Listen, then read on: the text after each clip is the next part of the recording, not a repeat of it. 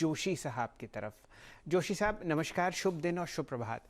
बताइए कहाँ पर आप मोमेंटम ट्रैक कर रहे हैं लॉन्ग साइड पर, और कहाँ पर आपको कुछ चिंता फिलहाल आती हुई दिख रही है बाजार की तरफ से?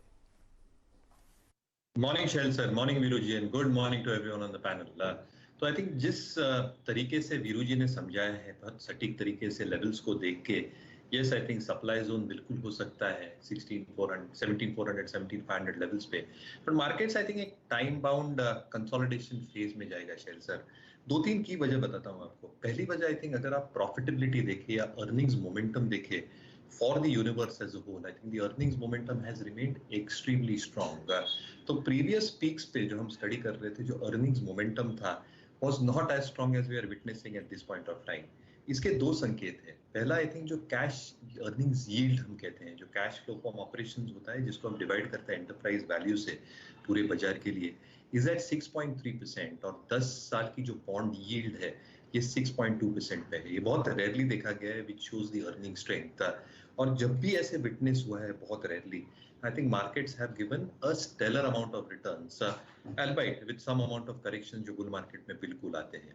दूसरा I think debt equity levels for the market itself are at an all time low level, और because cash flow from operation इतने अच्छी तरह से बढ़ रहे हैं, जो cash flow from operations on profitability है सारी कंपनीज की, that is way above it's median average of 1.1, it's currently eight 1.4। तो आई थिंक कुछ ये डेटा पॉइंट्स है मार्केट के हिसाब से आर वेरी वेरी पॉजिटिव। तो आई थिंक एक टाइम बाउंड कंसोलिडेशन शायद मार्केट्स में होगा, और बुल मार्केट्स में जो शॉर्ट पुल बैक्स हम देखते हैं ये मुमकिन हो सकते हैं, but I think those can become buying opportunities. Having said that sir, मुझे लगता है थिंक कैन फिन होम्स इस पे ध्यान देना चाहिए। अंडररेटेड है जैसे मैं कह रहा था I think over the last few weeks and months. अगर आप इसकी बैलेंस शीट स्ट्रेंथ देखें तो जो निम्स पोस्ट करते हैं 3.3%, 3.4, next best to HDFC at 3.6, 3.7, and way ahead of LIC housing finance जो 2.2 पे करती है। Spreads is even better than HDFC and LIC housing. Asset quality पे आते हैं, जीएनपीएस आर एट 0.9, यानी पूरे फेज में I think Covid 2 first wave, second wave, and GNPs have stayed below 1%, and provision coverage at 37% is an indication कि अगर थोड़े slippages बढ़ते भी हैं जो बढ़ने नहीं चाहिए, the balance sheet is very well covered. दूसरा I think in terms of return ratios, जो आरओएस हैं वो 2% पे मेंटेन होने चाहिए।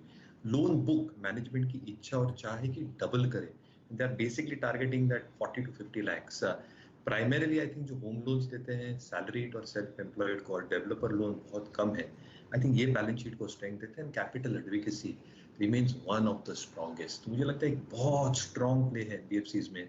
जो रियलिटी सेल्स देख रहे हैं I think second quarter and second half, इसमें जो डिसबर्समेंट ग्रोथ होगी ये जबरदस्त होगी इन माय ओन ओपिनियन। तो आई थिंक इस पे थोड़ा ध्यान दे सकते हैं, but because of market conditions I think stop lots to tight and targets can be relatively higher for this stock if they deliver on numbers.